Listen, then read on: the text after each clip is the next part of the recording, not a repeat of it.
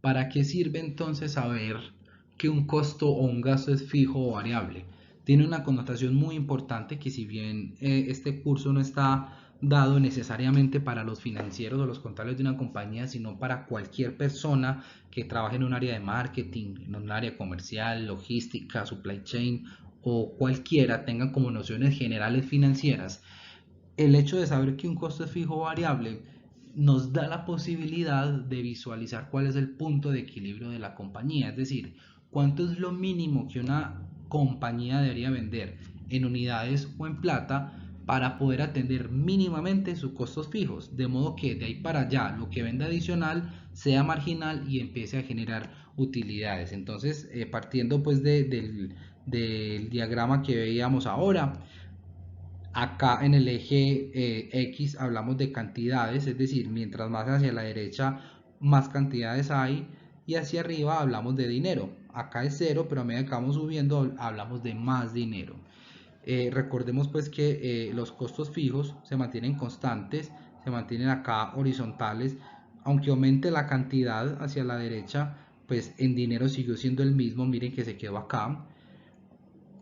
Los costos totales, pues que sería la suma de los fijos más los variables, pues arrancan acá y esos costos totales van aumentando a medida que aumentan las cantidades, ¿sí? Las ventas, por ejemplo, si yo no si yo vendo 0 unidades, estoy acá diciendo 0 unidades, pues obviamente tengo 0 pesos de ingreso. De las ventas van incrementándose paulatinamente a medida que aumento las cantidades, y en este punto donde toca la venta, la línea de ventas, toca los costos fijos totales, este punto muy especial es lo que llamamos el punto de equilibrio. ¿Qué quiere decir eso? Que cualquier venta que yo haga de esta cantidad hacia atrás, hasta este momento, esa venta es ineficiente en el sentido de que no logro atender el 100% de mis costos totales. Aquí estaríamos en una zona de pérdida siempre que yo venda de estas cantidades hacia atrás, pero cada vez que yo venda de estas cantidades hacia adelante, pues estaríamos en una zona de utilidad. Obviamente esto es un ejemplo pues acá más académico.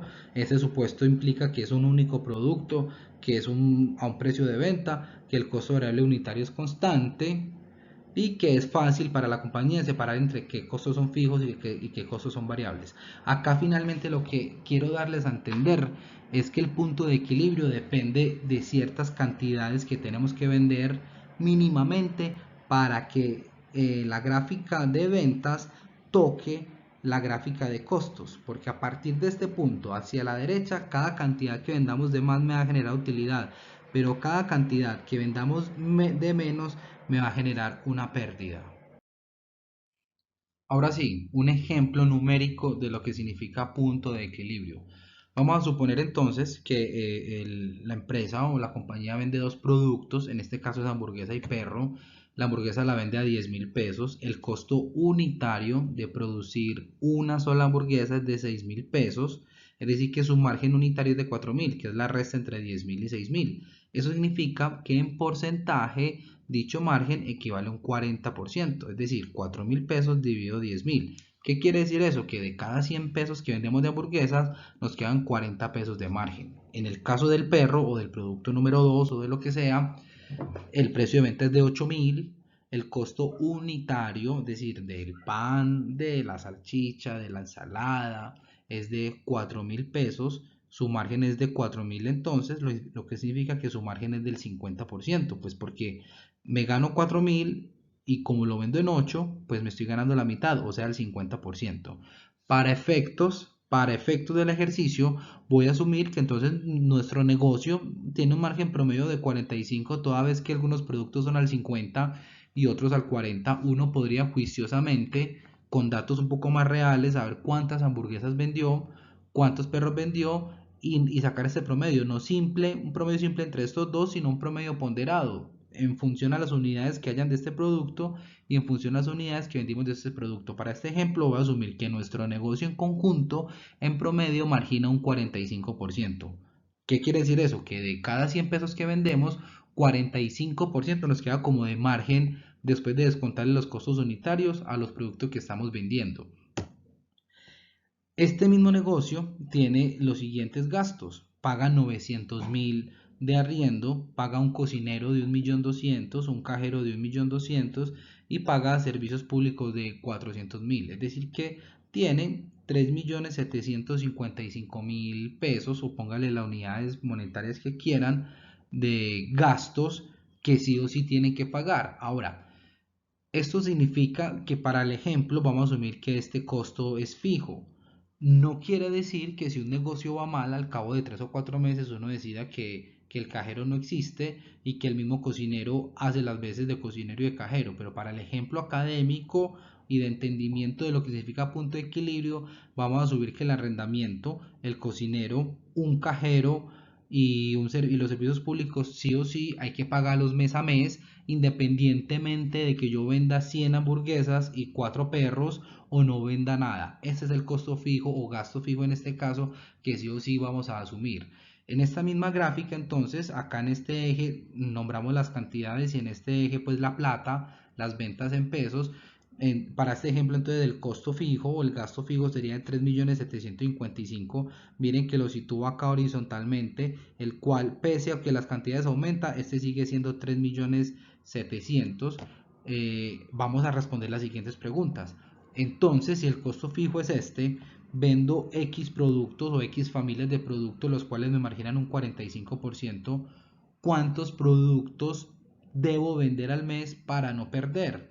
Y vamos a responder, bueno, ¿cuánto dinero mínimo debo vender para pagar los costos fijos? Esas preguntas son interesantes porque como este curso no es solamente para financieros, sino para gerentes de marketing, gerentes de cuenta, key account, puedan extender este tipo de preguntas a las áreas financieras donde ustedes trabajan, o quienes son dueños de negocio puedan extender también a la parte financiera de preguntas de que si yo manejo esta línea de producto, si yo manejo este tipo de familia, si yo manejo este mercado, si yo me encargo de este canal, que la parte financiera me puede dar a mí como input cuál es el punto de equilibrio de mi canal, de mi mercado, de mi negocio, de mi cliente, de mis productos, para ustedes saber cuál es la meta mínima que en plata tienen que vender o que en unidades tienen que vender, pues para garantizar por lo menos que no van a perder y que el 100% de los costos fijos de su negocio estén siendo cubiertos